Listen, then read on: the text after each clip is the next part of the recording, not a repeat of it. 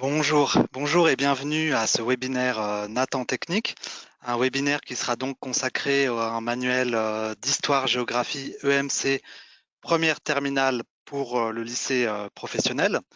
Donc qu'est-ce qu'un webinaire? C'est tout simplement un échange filmé entre un auteur et un éditeur pour vous présenter un manuel, un nouveau manuel lié à la réforme du bac professionnel, notamment pour l'enseignement de l'histoire géo. Donc je suis Alexis Roum, je suis éditeur chez Nathan Technique. J'ai le plaisir d'animer ce webinaire avec Anne-Marie Gérin-Gratalou, qui est auteure du manuel et qui est également formatrice honoraire pour les professeurs de lycée pro sur l'Académie de Créteil. Donc c'est évidemment un travail d'équipe. Vous aurez un aperçu des auteurs sur la page de titre.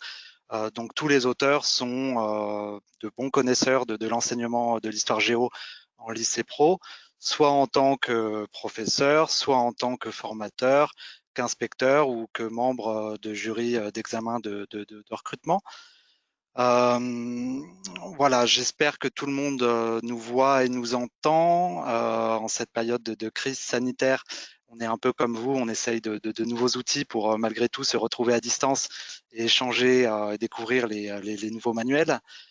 Si jamais il y a un souci technique avec le son ou l'image, n'hésitez pas à nous le signaler via la petite interface webinaire qui doit se trouver sur la droite de votre écran. On fera en sorte de pouvoir vous aider. Je vois que les participants arrivent au fur et à mesure. En attendant les derniers participants, un petit mot sur le déroulé de cette présentation. Il y aura deux temps finalement. Pendant environ 30 minutes, Anne-Marie va nous présenter le manuel, mais aussi la manière dont il peut très concrètement être utilisé en classe avec vos élèves. Nous aurons également la possibilité de feuilleter le manuel en direct pour pouvoir avoir des exemples concrets et incarnés. Nous allons ensuite avoir une période d'échange de manière informelle. Vous pourrez nous poser toutes les questions que vous souhaitez. Là aussi, en utilisant la petite interface webinaire qui est sur la droite de votre écran, vous avez un onglet questions. Il suffit de saisir la question et nous ferons le maximum pour y répondre. Avant de passer la parole à Anne-Marie, simplement pour vous confirmer, vous annoncer que les ouvrages ont bel et bien été imprimés malgré les difficultés liées à la crise sanitaire. Donc, les ouvrages existent, c'est celui-ci. Les spécimens sont en cours d'acheminement dans les lycées, donc ils ne devraient pas tarder à arriver. C'est peut-être déjà le cas. Certains d'entre vous ont peut-être également eu la possibilité de feuilleter le spécimen numérique qui est facilement accessible depuis le site Nathan en attendant de pouvoir les retrouver en vrai. Pour le rappel de l'offre Nathan Technique, Monde en marche, histoire-géographie, EMC seconde, donc avec ces deux ouvrages, voilà, c'est les 3 années du bac pro en histoire-géo EMC qui sont couverts. Voilà, on va commencer la présentation et vous recevrez suite à ce webinaire un mail avec un lien pour visualiser un replay de cette présentation et vous pourrez diffuser ce lien à des collègues ou amis très facilement. Anne-Marie, merci encore pour avoir accepté de vous plier à ce nouvel exercice et pour voilà, tout ce que vous allez pouvoir. D'accord. Est-ce que vous pourriez nous en dire un peu plus sur la manière dont ce manuel met en œuvre le nouveau programme d'histoire géo EMC? La première chose que je voudrais souligner, c'est qu'il s'agit d'un manuel pour les 2 années de première et terminale. Et je crois que c'est quelque chose d'important. Nous sommes convaincus qu'on ne peut pas mettre en place les compétences qui vont être évaluées au baccalauréat autrement que dans la durée. Et avec ce manuel de première terminale, il va être donc possible aux enseignants de préparer leurs élèves en vue du baccalauréat sur les 2 années de première et terminale, et même, je dirais, sur les 3 années dans la continuité de notre ouvrage de seconde, puisque vous allez retrouver beaucoup des choses que nous avions mises en place déjà l'année dernière dans ce manuel de première terminale. Ensuite, deuxième point, je vous propose d'aller voir le sommaire, page 3-4 et page 4-5. Vous avez ici le sommaire d'histoire de première et le début du sommaire d'histoire de terminale, et puis page suivante, la fin du sommaire d'histoire, le sommaire de géographie et le sommaire d'enseignement d'éducation morale et civique.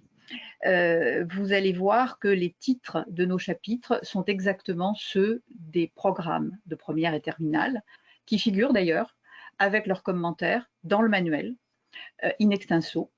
Nous avons exactement repris les termes dans un souci de simplicité, de lisibilité, de clarté pour les élèves et pour les professeurs. Et toujours dans un souci de simplicité, de clarté, un thème d'histoire au programme, c'est un chapitre. Un thème de géographie, c'est un chapitre. Un thème d'éducation civique, c'est une double page. Donc, nous nous sommes très simplement calés sur les programmes. Et puis, troisième remarque que je voudrais faire avant d'entrer plus précisément dans les chapitres, nous avons souhaité une organisation récurrente de tous les chapitres parce qu'il nous semble que les élèves ont besoin d'en faire un outil de travail très familier. Il faut qu'ils sachent exactement où ils en sont, à quoi correspond une page. Je vous propose de feuilleter ensemble un chapitre. Vous allez voir à partir de la page 28-29 le chapitre sur les guerres. Guerre européenne, guerre mondiale, guerre totale. Et en le feuilletant, nous allons voir comment tous les chapitres du manuel sont organisés. D'abord, nous avons une grande image d'ouverture avec le titre, une grande image qui permet d'entrer dans le thème.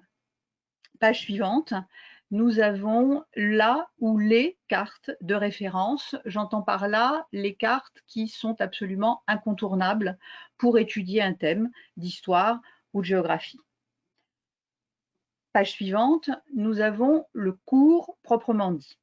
Le cours, c'est-à-dire ce que les élèves devraient avoir retenu à la fin de l'étude d'un thème, en histoire ou en géographie.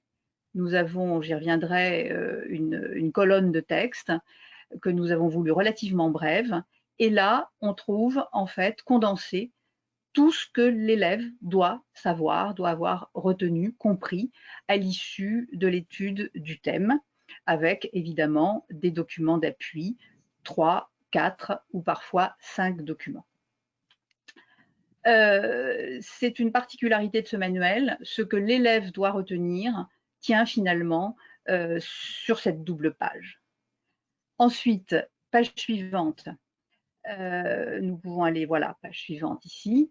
Nous avons, alors en fonction des chapitres, 2 ou 3 ou 4 dossiers qui permettent de développer des points particuliers. Des points particuliers qui ne sont pas développés largement dans la page de cours qui précède et que le professeur peut choisir donc de développer à partir de ces pages de dossier qui sont des pages de documents. Alors ensuite, on ne va peut-être pas feuilleter tous les dossiers du chapitre, je vous propose d'aller directement page 40-41. Après les dossiers, systématiquement dans tous les chapitres, il y a une page de méthode qui met en place une des capacités du programme. Et puis, dernière page qui clôture tous les chapitres, une page que nous intitulons Sujet bilan, qui est présente dès la première, qui est présente également en terminale et qui permet sur les 2 années de faire des entraînements au baccalauréat, en vue du baccalauréat, j'y reviendrai. Donc voilà les 3 choses que je voulais dire d'entrée. Un manuel pour les 2 années, un manuel dont les chapitres se calent de manière extrêmement claire sur les items du programme et un manuel dont tous les chapitres reprennent une organisation récurrente afin de pouvoir devenir très rapidement familiers aussi bien aux élèves qu'à leurs enseignants. D'accord. Et si vous deviez résumer 3 points forts de ce manuel, les raisons pour lesquelles il peut vraiment aider les collègues enseignants, quels seraient ces 3 points forts? Alors, 3 points forts. Le premier, je dirais que c'est la souplesse d'utilisation. Je vais vous proposer d'aller page 46-47. Là, nous nous transportons en classe de terminale avec le jeu des puissances depuis 1945. Donc une page d'ouverture, vous reconnaissez ces pages avec une grande photographie d'entrée dans un thème. En haut à droite, vous avez quelque chose qui s'appelle le plan de travail et qui en fait reprend le sommaire du chapitre. Et vous voyez que ce sommaire est en 3 points. Maîtriser, approfondir, bon, et puis ensuite s'exercer, s'entraîner. Alors, qu'est-ce que ça veut dire? Ça veut dire que, en fait, en fonction du temps dont il dispose, en fonction de l'intérêt de ses élèves, en fonction de ses propres choix d'itinéraire, l'enseignant peut consacrer une durée variable à un de ces chapitres en fonction finalement du nombre de pages qu'il va utiliser. Parce que nous avons été très conscients d'une chose, c'est que la principale difficulté, je crois, qui sera celle de tous à la rentrée, ce sera le temps, la gestion d'un temps qui est extrêmement restreint. Vous savez qu'en principe et en moyenne, un enseignant a 8 heures pour traiter un thème d'histoire ou un thème de géographie. Mais en principe, C'est très peu. en réalité, voilà, c'est très peu et c'est souvent encore moins dans la pratique. Ça peut être 6 heures et parfois ce sera peut-être même 4 heures. Donc, comment faire pour traiter le jeu des puissances depuis 1945 en 4 heures? En 4 heures, on ne va peut-être pas approfondir tous les dossiers que nous proposons. Et il faudra peut-être s'en tenir au cours ou au cours avec un dossier d'approfondissement. Si on a un petit peu plus de temps, on pourra peut-être mettre en place une méthode. Mais on pourra peut-être aussi sacrifier cette méthode, la placer à un autre moment de l'année et préférer faire le dossier d'examen, le sujet bilan vers le bac. Donc, une souplesse d'utilisation, en fait, je dirais qu'en dehors de la page de cours, toutes les autres peuvent être librement adaptées. L'enseignant peut choisir de les utiliser, de ne pas les utiliser intégralement, de les utiliser partiellement. Ça me paraît un premier point fort de ce manuel pour résoudre cette équation qui sera l'équation la plus difficile à résoudre, l'équation du temps. Alors, un deuxième point fort, puisque vous m'en avez demandé 3. Je pense que le second, c'est la lisibilité. Lisibilité, je ne pense pas seulement à la lisibilité typographique, enfin nos pages sont, je crois, claires, aérées et assez esthétiques, mais au-delà de ça, nous avons fait extrêmement attention au calibrage des textes, aussi bien les documents que les textes des cours, parce que nous avons mesuré les capacités d'attention, les capacités de lecture des élèves, et nous avons souhaité que l'ensemble des textes et des documents soit lisible pour les élèves, parce qu'un manuel, c'est d'abord un outil de travail pour les élèves, même si c'en est un aussi pour l'enseignant.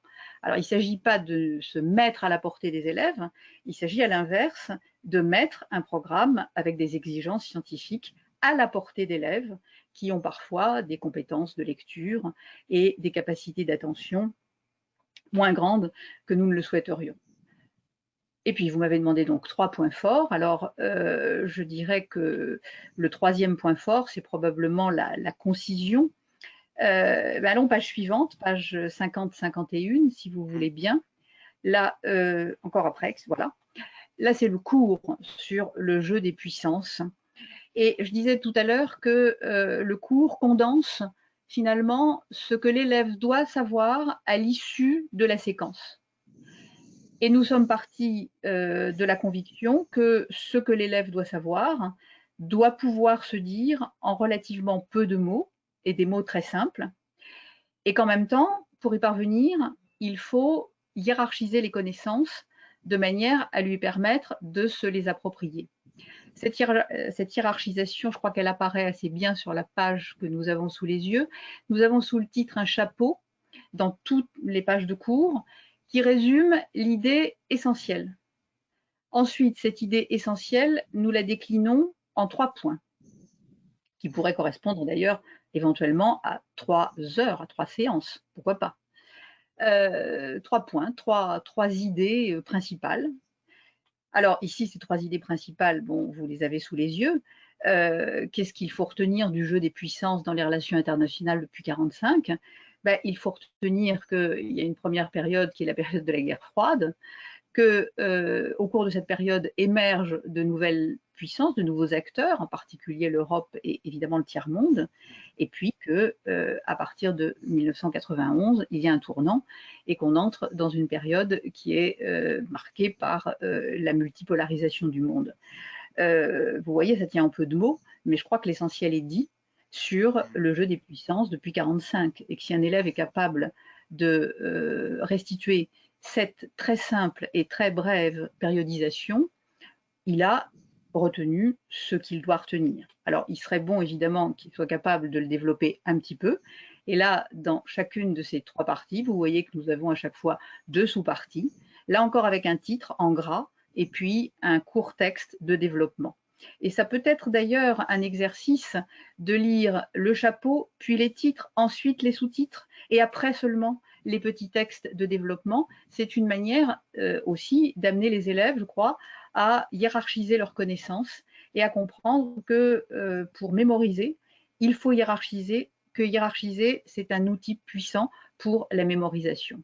Alors cette concision nous a donné beaucoup de travail, nous a demandé des efforts, mais je crois que nous sommes parvenus, dans toutes nos pages de cours, effectivement, à restituer de manière très simple, en peu de mots et de façon très claire, ce qu'un élève doit avoir compris à l'issue d'une séquence d'histoire ou d'une séquence de géographie. Donc voilà pour moi mes 3 points forts, hein, ceux que je mettrais en avant. Ce serait donc souplesse d'utilisation, lisibilité et concision. D'accord. Vous nous avez parlé du cours, vous nous avez parlé aussi des documents. Quelle est, dans la pédagogie du manuel, la place du document? On sait que c'est central en histoire-géographie EMC. Quelle a été, avec l'équipe d'auteurs, votre approche des documents? Allons, si vous voulez, page 34-35. Je vais vous montrer une page de documents pour que nous voyions un petit peu mieux comment nous les avons choisis et quelle est justement leur place dans notre pédagogie. Alors, cette place est évidemment centrale puisque on sait bien qu'il n'y a pas de pédagogie active en histoire ou en géographie sans documents.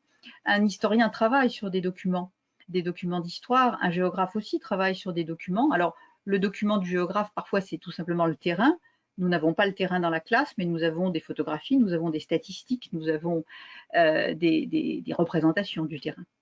Et nous avons souhaité que dans nos pages, les documents soient de vrais documents, des documents authentiques, les mêmes documents sur lesquels travaillent des historiens ou des géographes, c'est-à-dire des textes d'époque, des affiches d'époque, des textes de loi éventuellement, des statistiques, des cartes de géographie, de manière à pouvoir mettre les élèves en activité sur les mêmes documents que les historiens ou les géographes, de manière à éveiller chez eux, en somme, un regard d'historien, un regard de géographe, à leur faire effectuer un travail d'histoire, un travail de géographie, évidemment à leur portée et à leur mesure. Ils ne sont pas historiens, ils ne sont pas géographes, mais à leur portée, à leur échelle, à leur mesure, on peut leur faire le type de travail, les amener à se poser le type de questions qu'un historien pose, par exemple, sur une affiche pétainiste ou sur une image de Gaulle descendant les Champs-Élysées à la Libération, ou sur le texte de l'appel du 18 juin. Donc, des documents systématiquement qui sont des documents authentiques, ça c'est un point important. Nous avons essayé la plupart du temps de ne pas utiliser de textes d'historiens, de textes de seconde main, mais vraiment des sources de première main, toujours. Alors, j'ai dit tout à l'heure que nous avions souhaité que les documents soient lisibles et donc nous avons fait attention toujours au vocabulaire, à la longueur des textes, de manière à ce que ce soit des documents accessibles. Par exemple, nous n'avons pas hésité, lorsque ça nous a paru nécessaire, de placer en note en bas de texte quelques éléments de vocabulaire, parce qu'il y a des mots que les élèves peuvent ne pas comprendre. Troisième chose, dans le choix de nos documents, nous avons retenu toujours des documents dont nous connaissons la source. En particulier pour les photographies. On trouve beaucoup de photographies aujourd'hui sur Internet, par exemple, mais souvent, on ne sait pas très bien d'où elles viennent, on ne sait pas très bien qui les a prises, on ne sait pas très bien dans quel contexte et à quelle fin. et systématiquement, nous avons écarté ce type de document dont on ne peut pas précisément établir la source. Ça nous paraissait absolument contradictoire avec la nécessité d'esprit critique d'utiliser de tels documents. Alors, documents authentiques, documents accessibles, documents sourcés, et un dernier point, des documents les plus actualisés possibles. Peut-être pourrions-nous aller voir page 98-99, une carte. Là, vous avez les 2 cartes que nous avons réalisées pour le chapitre sur l'Afrique, qui est un chapitre nouveau. Ces cartes ont été réalisées par un des auteurs pour le manuel, à partir des contraintes du programme. On y retrouve tous les éléments qui sont les points de passage obligés du programme, et elles ont été établies à partir des statistiques les plus récentes. De la même manière, nous pourrions regarder aussi, par exemple, page 114-115, la carte des ressources et de l'utilisation des ressources pour le chapitre l'accès aux ressources. C'est une carte qui a été établie précisément pour le chapitre du manuel, qui a été faite par un auteur, de manière à faire figurer l'ensemble des repères qui sont listés dans le programme. Et à partir donc des sources les plus scientifiques et les plus récentes. Voilà, je crois ce que je peux dire rapidement sur le choix des documents dans le manuel. D'accord. On a parlé des élèves, des documents.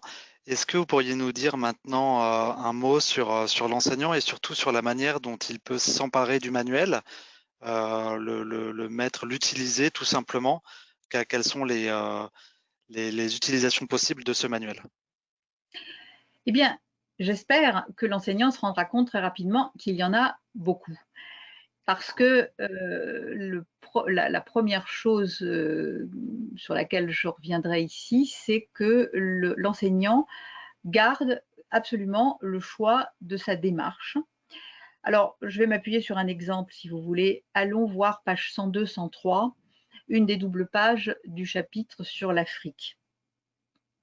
Voilà, c'est une double page sur le Nigeria.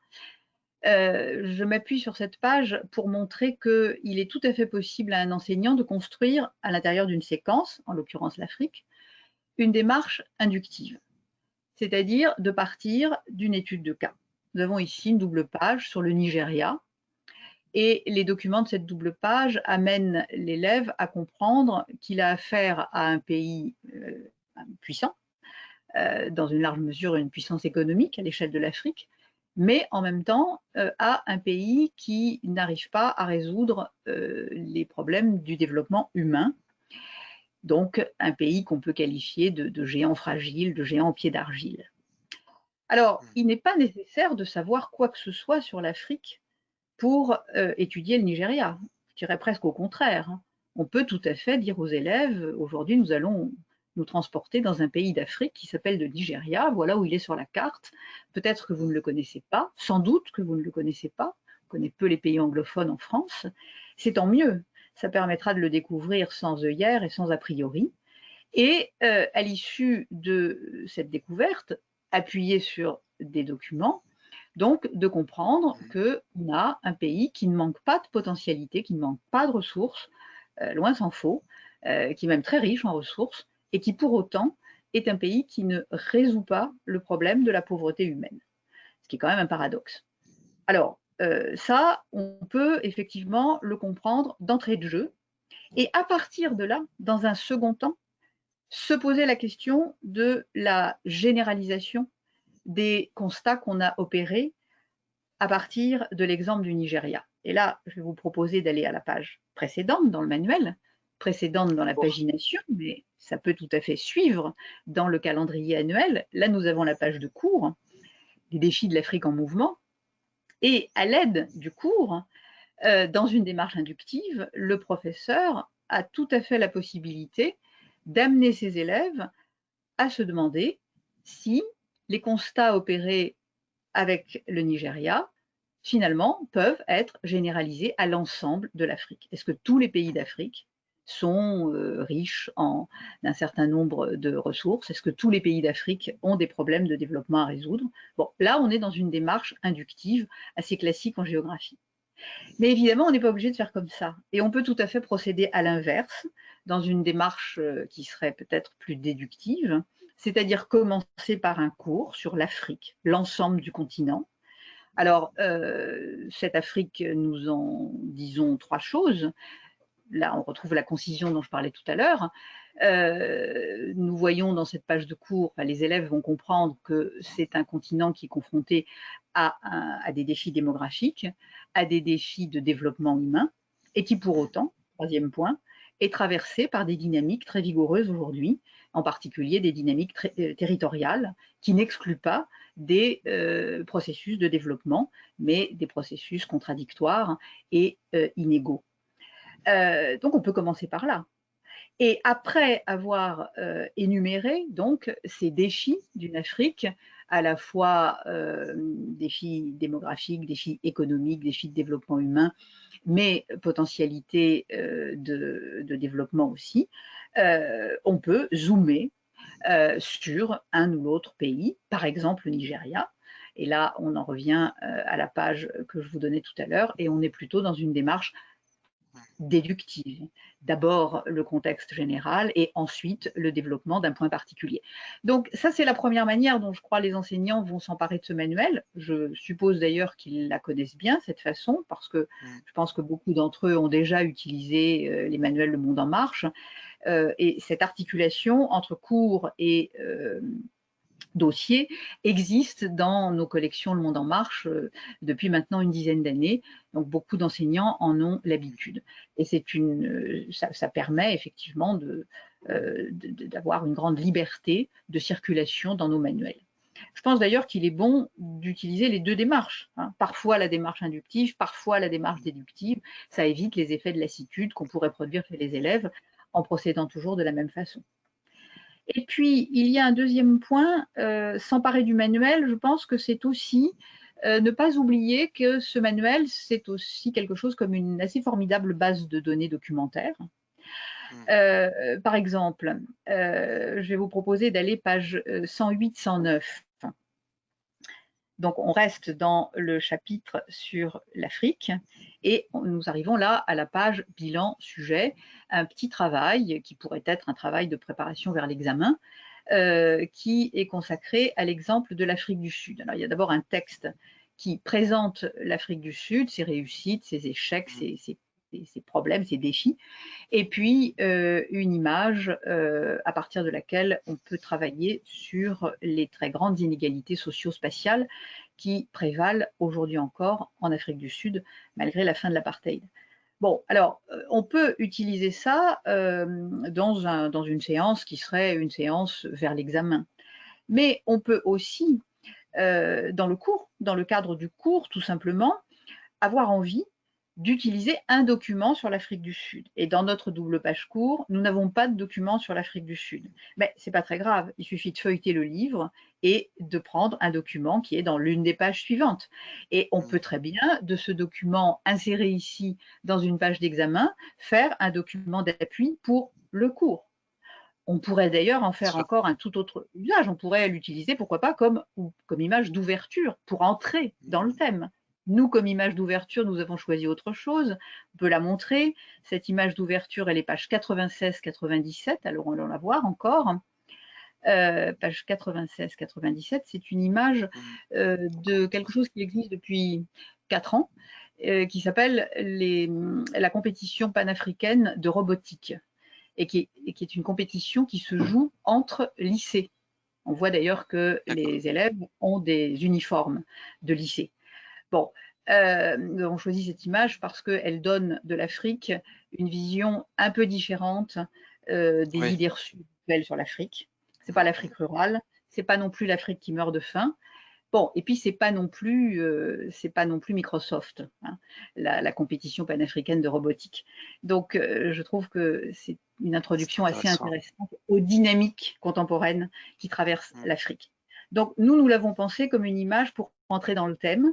L'Afrique, c'est un continent qui bouge comment par rapport à l'image qu'on peut en avoir? Qu'est-ce que cette image nous dit de l'Afrique en mouvement?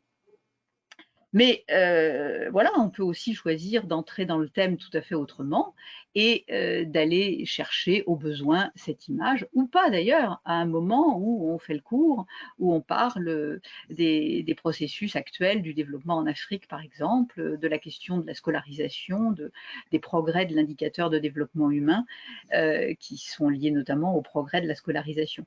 Donc c'est ça aussi, Mmh. s'emparer du manuel, c'est se dire que des documents qui dans le manuel apparaissent dans une page de dossier, dans une page de méthode, dans une page d'introduction, peuvent tout à fait être utilisés à un autre moment, autrement, à son gré. C'est ça aussi, hein, un manuel. C'est une base de données documentaire.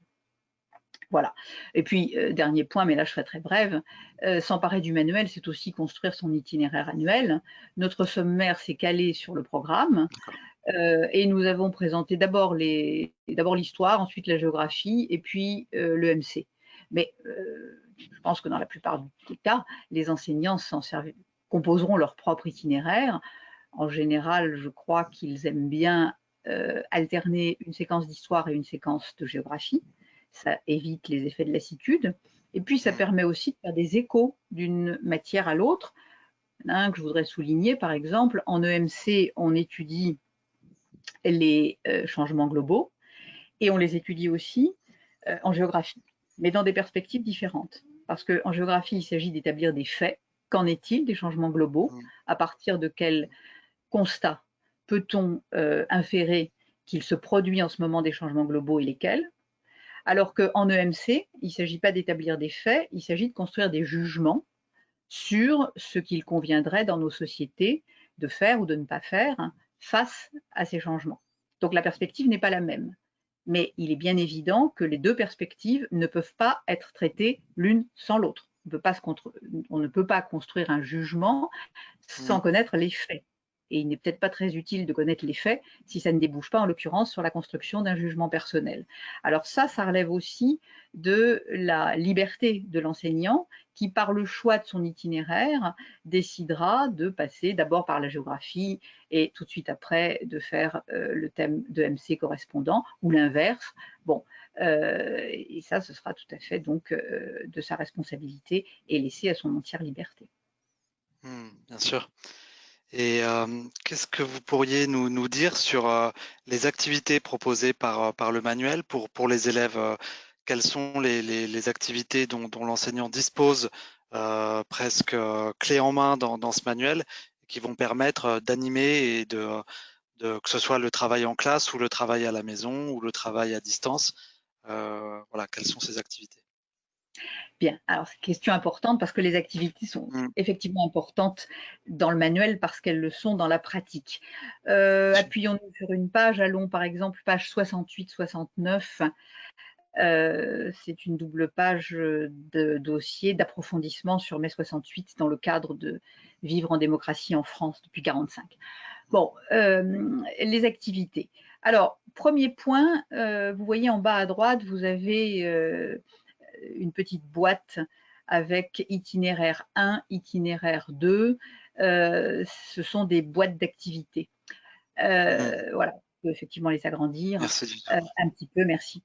Ce que vous voyez quand on zoome un peu sur ces boîtes, c'est que nos activités articulent systématiquement des connaissances que l'on, excusez-moi, des connaissances que l'élève construira en s'appuyant sur les documents, sur l'analyse des documents, et puis, d'autre part, des capacités, des savoir-faire, des méthodes. Mmh.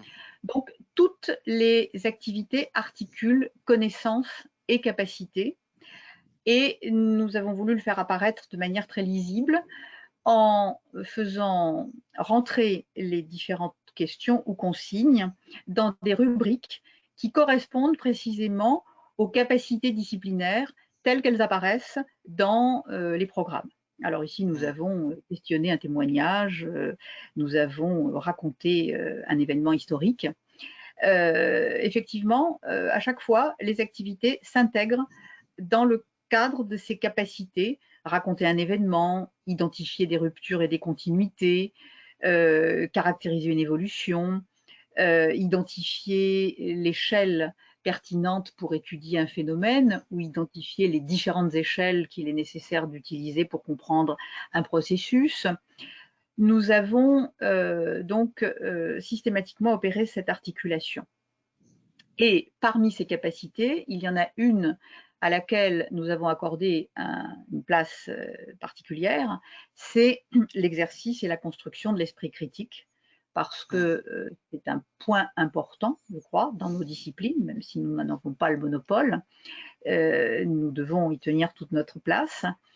Nous avons donc beaucoup de rubriques de consignes qui s'intègrent dans cette capacité, avec des choses comme questionner un témoignage, identifier des points de vue. Ça, c'est parce que nous tenons donc fortement à cette capacité de construction et d'exercice de l'esprit critique. Donc des activités qui articulent connaissance, analyse des documents et mise en œuvre des capacités. Deuxième point, nos activités comportent toujours aussi une phase d'écriture, parce que l'histoire, ça s'écrit. Et que c'est en écrivant, très souvent, que l'on se rend compte qu'on a véritablement compris quelque chose. En fait, c'est au moment où on entre dans la phase de l'écriture qu'on arrive vraiment à synthétiser et à intégrer, à s'approprier une connaissance.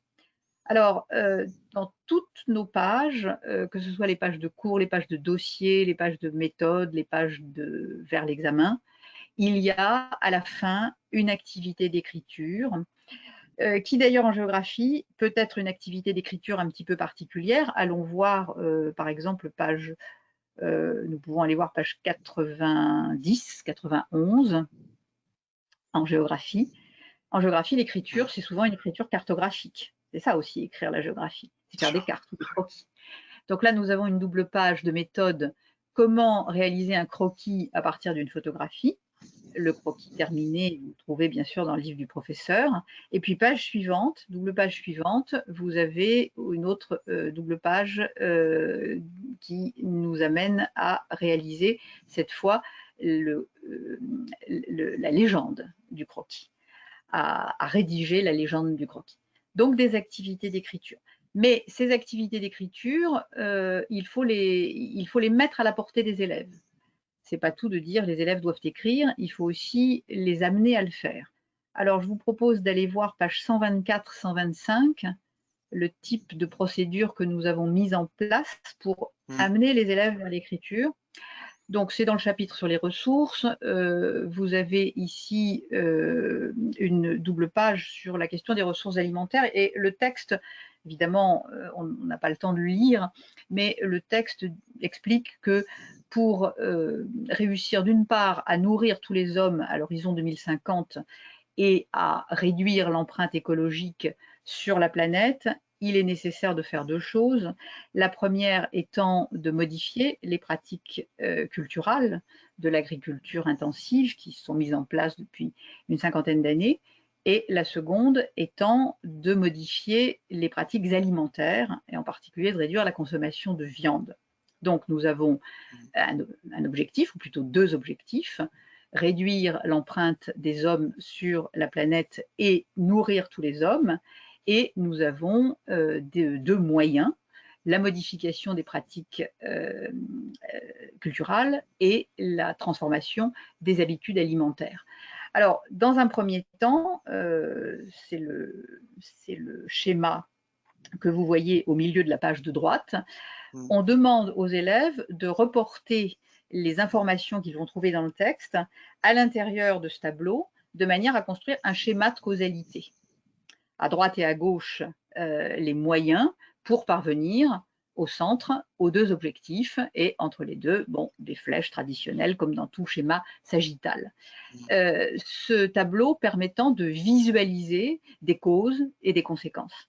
Et une fois que les causes et les conséquences, les moyens et les buts ont été clairement identifiés par l'intermédiaire de la construction de ce tableau, on peut à ce moment-là demander, c'est la dernière question de la page, on peut demander aux élèves de rédiger un texte expliquant quel but on doit poursuivre et par quels moyens on peut parvenir à ces buts.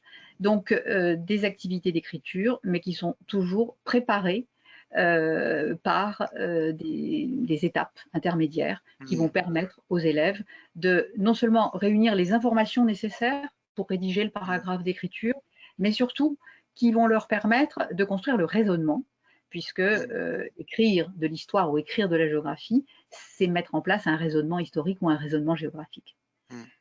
Alors, des activités qui articulent les capacités et les connaissances, des activités d'écriture, des activités de recherche aussi. Nous avons des activités de recherche. Vous allez trouver un certain nombre de pages, des petites boîtes recherche web qui proposent aux élèves d'aller compléter leur information sur tel ou tel point. Bon, mais là encore, ça n'est pas tout de demander aux élèves d'aller chercher des choses, parce que ça, c'est facile. La question, c'est que faire de ce qu'on va trouver. En faire quoi?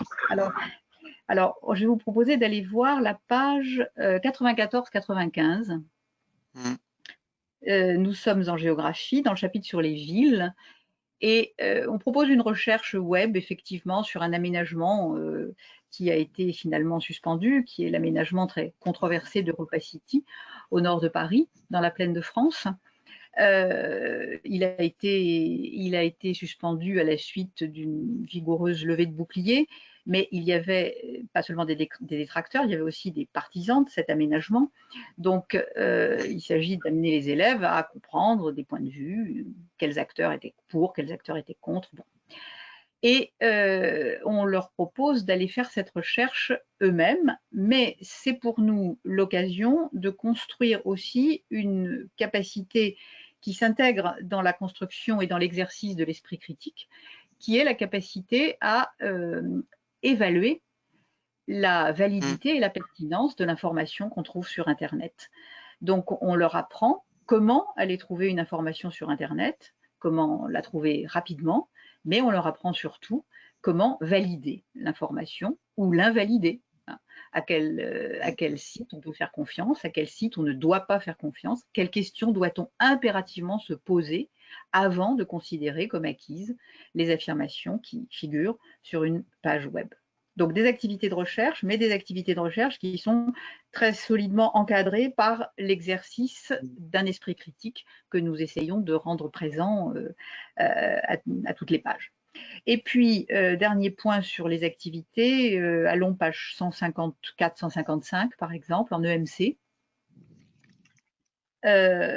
Parce que je crois qu'il faut dire quelque chose de… C'est un petit peu différent, les activités que nous mettons en place en EMC. En EMC, il ne s'agit pas tant d'acquérir des connaissances que de savoir construire un jugement et construire un débat et écouter d'ailleurs les arguments opposés dans un débat. Donc on va trouver dans nos pages de EMC à la fois des documents qui permettent de construire des connaissances, parce qu'on ne se construit pas un jugement sans savoir de quoi on parle, et l'EMC repose aussi sur des connaissances positives, mais au-delà de ça, il s'agit effectivement d'apprendre à débattre et d'apprendre à se construire une opinion en tenant compte des faits et en tenant compte de l'ensemble des informations qu'on a apprises et acquises. Donc nous avons placé en EMC des activités qui sont du type faire preuve d'esprit critique, confronter des points de vue, construire son jugement, c'est ce que vous voyez ici en bas à droite, ou bien encore, page précédente, nous avons là une autre page d'EMC, mais nous retrouvons cette question de la construction des points de vue, de l'identification des points de vue, de la construction du jugement. Voilà pour ce qui est des activités. Donc des activités très variées et puis surtout totalement dans la lignée des programmes. Et quelle est la place au sein de ces activités et puis au sein du manuel en général? On parle beaucoup de pédagogie différenciée. Comment est-ce qu'avec l'équipe d'auteurs, vous avez pris à bras-le-corps ce principe de pédagogie différenciée et quelle en est l'illustration dans le manuel? Je vais vous emmener du côté du travail, page 16-17, avec une double page de dossier sur la chocolaterie de Noisiel. Très belle page. Et si on zoome sur la boîte d'activité en bas, à droite, on va voir d'un petit peu plus près ces deux itinéraires dont on a déjà parlé, itinéraire 1, itinéraire 2. Alors vous voyez qu'on a un itinéraire 1 qui est très guidé, avec une série d'étapes, chaque étape portant sur un ou deux documents et articulant l'analyse du document pour construire une connaissance et l'exercice d'une capacité. Mais tout ça est très, très guidé par étapes. Et puis nous avons un itinéraire 2 qui, lui, est beaucoup plus global. Là, c'est une tâche beaucoup plus globale. Ici, il s'agit de raconter le quotidien d'une ouvrière. Le quotidien de l'ouvrière démarre lorsqu'elle se réveille et s'achève lorsqu'elle se couche. Donc, ce n'est pas seulement le temps de travail, c'est aussi le temps passé chez soi, le temps passé pour aller de l'un à l'autre. Et il s'agit de raconter tout ça, ce qui suppose évidemment d'avoir fait le tour des documents et d'avoir acquis l'ensemble de l'information, mais ensuite de le mettre en forme à travers une tâche d'écriture beaucoup plus globale. Alors on voit bien que des élèves un peu plus compétents peuvent être orientés assez directement vers cet itinéraire 2, alors que des élèves qui ont plus de difficultés de lecture ou d'attention devront plutôt travailler sur l'itinéraire 1. Et on peut d'ailleurs subdiviser en groupes, hein, confier une partie des tâches à un groupe, une partie des tâches à un autre groupe. Bon, voilà, donc la subdivision en itinéraire, plus guidée ou plus synthétique, correspond à une première différenciation entre des élèves plus ou moins compétents, et puis ensuite, à l'intérieur de chacun de ces itinéraires, on peut ensuite faire des demi-groupes thématiques de manière à donner les choses les plus simples aux élèves les moins compétents, entre guillemets. D'accord. Et m'amène un d'ailleurs à mot, souligner, oui, juste ce qui m'amène à souligner que l'ensemble de nos activités peut d'ailleurs être fait individuellement, en groupe ou en groupe classe. Ça, d'accord, ça peut se décliner tout à fait d'accord, comme ouais. ça, variable. Voilà, des activités à géométrie variable. Exact. Avant de passer au temps d'échange avec le public, on va avoir l'occasion de répondre aux questions qui sont posées. Que pourriez-vous nous dire pour finir sur cette partie présentation, sur la préparation au bac? C'est un point important. Vous nous avez parlé des pages capacité, des pages sujet bilan. Est-ce qu'on peut en savoir un peu plus sur ces pages, sur leur fonctionnement?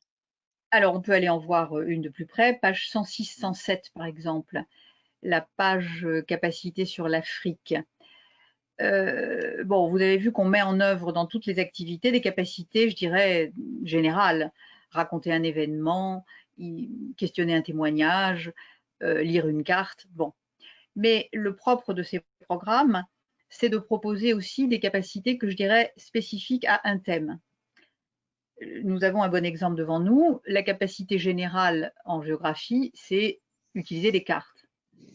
Dans le programme, il est dit que pour étudier l'Afrique, il faut plus précisément mettre en œuvre une capacité qui est caractériser l'urbanisation du continent africain à partir de cartes à différentes échelles. Et nos pages capacités sont faites pour construire ces capacités que je dirais spécifiques, celles qui articulent une capacité de géographie ou d'histoire et un thème. Alors ici, bon, on apprend comment, à partir d'une carte à grande échelle et d'une carte à plus petite échelle, on peut effectivement caractériser les différentes modalités de l'urbanisation actuelle du continent africain. Sachant que les capacités seront évidemment évaluées au baccalauréat. Alors, je vais en dire un mot. Allons page 138-139, regarder un chapitre que nous n'avions pas encore regardé, qui est le chapitre sur les risques. Voilà, c'est pour ça que je choisis cette question d'examen. C'est l'occasion de rappeler que, pour l'instant, nous ne savons pas encore à quoi ressemblera Tout à l'épreuve fait, oui. d'examen. Les textes ne sont pas publiés. Nous ne savons pas si l'épreuve en fin de première sera maintenue. Et nous ne savons pas s'il s'agira d'une épreuve ponctuelle ou d'un contrôle continu. Néanmoins, il y a deux choses qu'on peut savoir, dont on peut être certain. La première, c'est que ça se construit sur la durée, et donc nous avons des pages sujet bilan dès la première. La seconde chose qu'on peut savoir, c'est quelle que soit la modalité adoptée à la fin, il s'agira de savoir analyser des documents en mettant en œuvre des capacités mais aussi des connaissances. Et il s'agira, à partir de cette analyse, d'être capable d'opérer une tâche relativement simple d'écriture. Donc, c'est ce que nous proposons dans nos pages sujets d'examen. Nous proposons des documents, un ou deux documents d'appui, sur lesquels nous donnons des consignes d'analyse qui impliquent à la fois de mettre en œuvre des compétences, ici il s'agit de lire une carte et d'utiliser sa légende par exemple, mais aussi d'utiliser des connaissances, par exemple des notions, dans l'exemple que nous avons sous les yeux, toutes les notions relatives à la gestion des risques dans les sociétés. Et il s'agit à partir de là d'amener peu à peu à un travail d'écriture. Donc c'est ce que nous proposons parce que nous savons que quelle que soit finalement la modalité qui sera retenue pour le baccalauréat, ce sont toutes ces tâches qui seront à mettre en œuvre et donc nous les avons systématiquement proposées dans chaque chapitre. L'enseignant étant libre de les multiplier ou de n'en faire que quelques-unes en fonction du temps dont il disposera. Et Voilà. effectivement, c'était une volonté forte de l'équipe d'auteurs de proposer un accompagnement vers ces épreuves du bac, première terminale, même si tous les éléments n'étaient pas encore publiés. Mais effectivement, je pense que le besoin d'accompagnement sera important. Avant de passer aux questions, et d'ailleurs ce que vous avez dit sur les capacités répond à une des questions qui a été posée en direct sur la place des capacités contextualisées. Donc on l'a bien vu à travers les pages dossiers où les capacités reviennent très régulièrement, et puis surtout à travers la double page capacité où voilà, on a aussi une mise en œuvre d'une capacité contextualisée. Anne-Marie, je vais dire un mot sur toute la galaxie, notamment la galaxie numérique qui accompagne ce manuel, et on gardera ensuite quelques minutes pour répondre aux dernières questions. Donc, pour ce manuel d'histoire géo EMC, vous avez des ressources complémentaires qui sont proposées via QR code, donc qui sont facilement accessibles soit via un smartphone, soit via un PC ou un Mac avec un mini lien. Donc, il y a les deux modalités d'accès possibles. Les ressources, elles sont variées. On a par exemple des ressources audio et vidéo, page 52, qui sont en fait des prolongements de documents. Voilà, donc là par exemple, c'est une ressource audio liée à l'équilibre de la terreur. À chaque fois, ce sont des sources validées par l'équipe, des sources institutionnelles, des sources fiables évidemment. On a aussi des cartes interactives, page 30-31 par exemple, pour permettre de montrer comment s'articule une carte et découper et rendre chaque item de légende interactif. C'est intéressant aussi pour bien travailler une carte. On a également des schémas à télécharger, page 23, qui sont voilà, parfois des schémas qui peuvent être complétés, qui peuvent être donc téléchargés même par l'enseignant, puis imprimés, et qui peuvent être ensuite faire l'objet d'une activité en classe. Et on a également des sites à consulter, donc une webographie, plus classiquement, où là, c'est un site de référence qui permet à l'élève ou à l'enseignant d'aller un peu plus loin et trouver éventuellement d'autres ressources. Donc, en plus de ces ressources numériques, on a également le e-manuel 2.0, qui est une des forces de l'offre éditoriale Nathan Technique. Donc, dans chaque exemplaire, vous trouverez un feuillet qui explique ce qu'est cet e-manuel et surtout comment est-ce qu'on peut y accéder. Des webinaires dédiés vont être consacrés à la prise en main du e-manuel le 10 juin notamment, donc vous pourrez en apprendre plus à cette occasion. Mais c'est vraiment un outil qui peut jouer le rôle de trait d'union entre la classe et la maison. C'est beaucoup plus qu'un simple manuel numérique enrichi ou un simple PDF. C'est vraiment une autre façon de rentrer dans cet ouvrage. Et on a également de manière plus classique le livre du prof qui propose non seulement tous les corrigés et les réponses aux questions, mais aussi un guide pour permettre de prendre en main le manuel et de construire voilà, une aide pour construire les différentes comment travailler avec le manuel, et le site compagnon qui propose l'ensemble des chapitres du livre du prof et également le rappel des ressources proposées. Voilà, Anne-Marie, je vous remercie encore pour la partie présentation. Parmi les questions reçues, il y en a une qui est d'actualité, qui porte sur comment envisager la rentrée après 6 mois d'interruption. Effectivement, c'est une question que doivent se poser, j'imagine, beaucoup d'enseignants. Est-ce que vous auriez des conseils à nous donner en réponse à cette question? Et c'est d'autant plus crucial que non seulement les élèves auront eu pour beaucoup 6 mois d'interruption, mais Mmh. je crois qu'il y a une seconde difficulté qui est que les formations mises en place dans les académies devaient se dérouler en avril, mai, et donc elles n'ont pas Mmh eu mh. lieu. Donc les enseignants vont se trouver face à des nouveaux programmes auxquels ils n'ont pas été formés. Et je pense que le manuel résout quand même une partie de cette difficulté parce que il apporte une proposition tout à fait réfléchie, puisque nous, à l'inverse, nous avons eu un an pour réfléchir au programme, nous les approprier et construire des propositions. Mais pour ce qui est plus précisément de la rentrée, il est évident qu'on ne va pas chercher à refaire ce qui a été perdu. Le temps perdu est perdu. Donc on ne va pas reprendre le programme de seconde. En revanche, il est probablement possible de renouer assez rapidement de deux manières. On peut par exemple aller très vite avec les élèves au programme et au sommaire. Pourquoi ne pas faire lire les programmes et les sommaires de manière à faire prendre conscience aux élèves d'une chose qui est un peu rassurante, c'est qu'on passe à des thèmes complètement différents de ceux qui étaient au programme de seconde. Donc après tout, si on n'a pas terminé le programme de seconde, c'est pas forcément dramatique. Mmh. Mais en même temps, on peut aussi arriver à faire des liens, là aussi pour rassurer les élèves. Ils se souviennent forcément, même s'ils ont été un peu perdus dans la continuité pédagogique, ou dans la discontinuité pédagogique parfois, on peut leur montrer qu'ils n'ont pas tout oublié, qu'ils n'ont pas tout perdu.